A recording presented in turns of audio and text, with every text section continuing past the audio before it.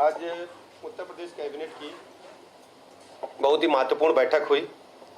उस बैठक में कुल 14 प्रस्ताव पास हुए।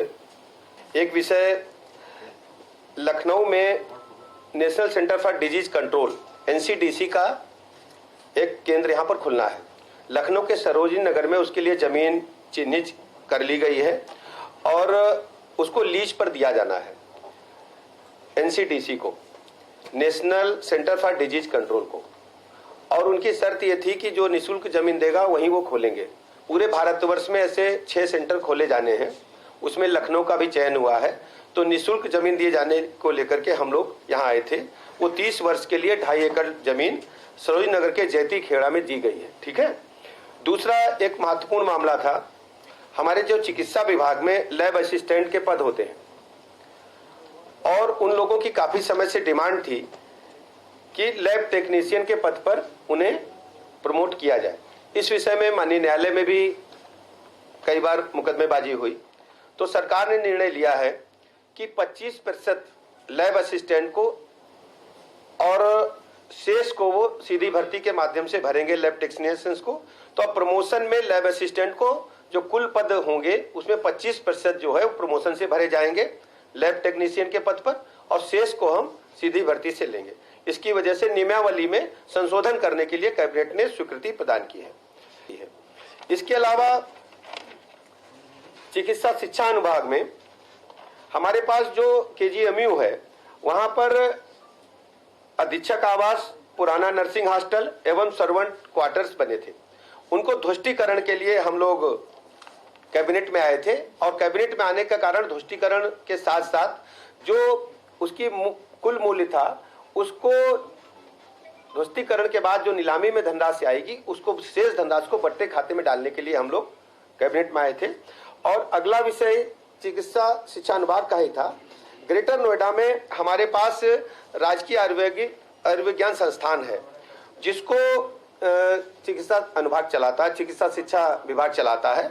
और इसमें हॉस्पिटल की बिल्डिंग जो थी वो हमारे पास मिल गई थी, उसमें हॉस्पिटल हम रन कर रहे हैं।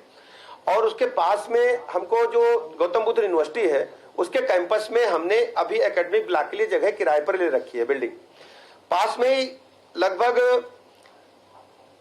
56 एकड़ लैंड खाली पड़ी थी जिसको खरीदने का प्रस्ताव ग्रेटर नोएडा अथॉरिटी से हमने लिया था, लेकिन उनका कहना था कि हमें इसका भुगतान करिए। उनके पास इस भुगतान के लिए 414.05 करोड़ रुपए का था प्रस्ताव, जबकि राजस्व विभाग का कहना था कि 720.33 करोड़ रुपए अथॉरिटी पर अभी हमारे बाकी हैं सरकार के, क्योंकि जो जमीन एक्वायर हुई थी किसानों को तो भुगतान कर दिया गया था उस समय, लेकिन ग्राम समाज की जो जमीन थी वो अभी ग्रेटर नोएडा अथॉरिटी ने भुगतान नहीं किया था।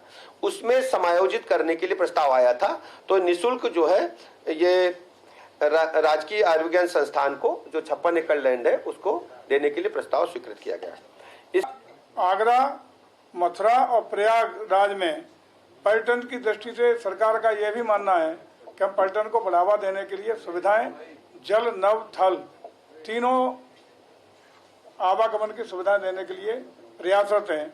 उसी क्रम में आज आगरा, मथुरा, प्रयागराज में पर्यटन विकास के लिए हेलीकॉप्टर सेवा संचालन के लिए हेलीपोर्ट का निर्माण PPP में करने के लिए निजी निवेशकों के माध्यम से हेलीपोर्ट का डेवलपमेंट करने का निर्णय लिया गया है। भूमि चिन्हितकरण कर लिया गया है, उसके लिए जमीन की व्यवस्था कर दी गई है और पहले से लगभग 5-5 करोड़ रुपए का व्यय प्रदेश सरकार के द्वारा वहाँ इंफ्रास्ट्रक्चर डेवलपमेंट पर किया जा चुका है। और जैसा है जहाँ है उसी के अनुसार हम लोग PPP में उसको आगे बढ़ाने का निर्णय आज प्रदेश के मंत्रिमंडल के द्वारा लिया गया है।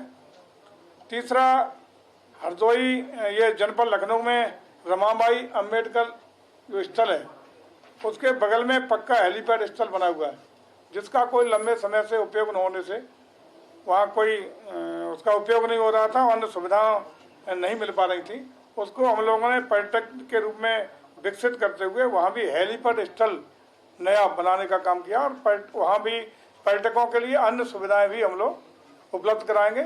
उसका निर्णय माननीय मंत्रिमंडल की बैठक में लिया गया है।